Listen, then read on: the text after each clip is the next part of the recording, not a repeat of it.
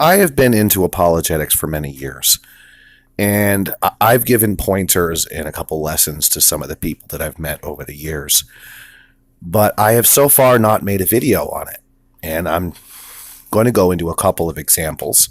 I'm not going to give any exhaustive lesson on it. I'm just going to give a couple of examples and how they work, and I hope you enjoy.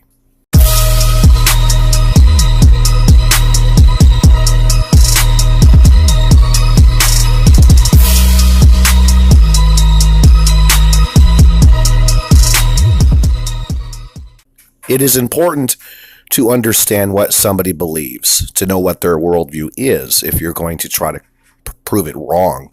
It's also important to know what your worldview is and to be able to explain why it's right. This does involve a great deal of research into your own worldview. You have to be able to defend it. You have to know exactly why your worldview is correct. Now, if you're talking to somebody that is an atheist, you have to understand what evolutionary theory is. You have to understand the Big Bang Theory. Not everything, but you have to know the fundamentals. Now, what I like to do is I like to focus on a basic overview of what they believe, and then I like to go into a little further detail into some points so that I can to be honest, what I do is I weed through everything, and I try to find contradictions to both logic and contradictions to itself. I also like to use examples from what they believe to prove my own points. One thing about evolutionary theory is that they believe that everything ultimately came from a Big Bang.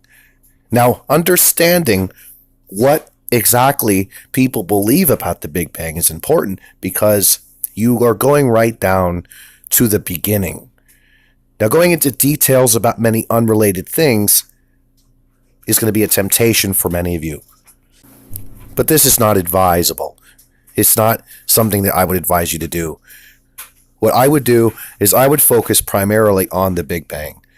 Now, ultimately, the Big Bang believes that the entire universe, and I'm not just talking about the things in it. Now, imagine yourself floating in the middle of space, and you strip the universe of all the particles that came from supposedly the Big Bang. Now, the empty space you're in, all the distance that you see, that also is a product of the Big Bang. So you have to imagine absolute nothingness. There is no here to there is no distance, there's nothing. So Stephen Hawking believes that all of the universe came from absolute nothingness, and he attributes it to gravity. Now what you do is you go into the fact that gravity did not exist also, because gravity is something that only exists because of the fabric of space. You can also use the fact that they don't fully understand gravity, where it comes from. They only understand its effects in some other way. It could be useful in as a side point. But what you do is you explain how gravity itself comes from the Big Bang. So pretty much absolute nothingness exploded from nowhere for no reason. This is an example of how I'll go into it. I'll say, so you believe that a creation makes no sense. But what do you believe? You believe that the entire universe comes from absolute nothingness, from nowhere, for no reason, and absolute nothingness spontaneously formed and exploded by itself. So you're trying to tell me that a creation from an intelligent source makes no logical sense, but you don't believe it comes from anywhere? You think nothingness exploded? Now, what you did is you took the foundations of their belief, the very foundations they stand on, and you destroyed it. So now in their minds, they're unstable. Now they're going to, outwardly say that, yeah, well, it makes more sense and you're illogical. But inside, they're going to know that the Big Bang is illogical. What you've done is you've planted a seed. And the seed is that the Big Bang is a faith. It's a faith that's based on something that makes no logical sense. And you've also planted a seed that the creation from an intelligent source actually makes sense. Now, what you do is you can follow that up with saying, well, I'm not going to get into the exact deity that created everything. That's a conversation I'd like to have with you at a future time. But are you at least open to the fact that a creation from an intelligent source actually has a basis in logic when you compare it to your own belief that everything came from nothingness, from nowhere? Now they're going to, outwardly disagree with you, but inside, that seed has still been planted. And now at some future time, you can go and, maybe strike up a conversation. Or if you're online, you can make another point. The forum is usually going to be conversations. It can also be online.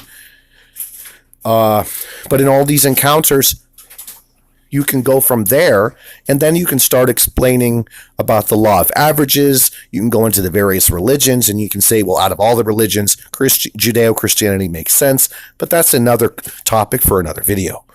What you've done is you focused on what is it about their beliefs or worldview contradicts itself or contradicts logic.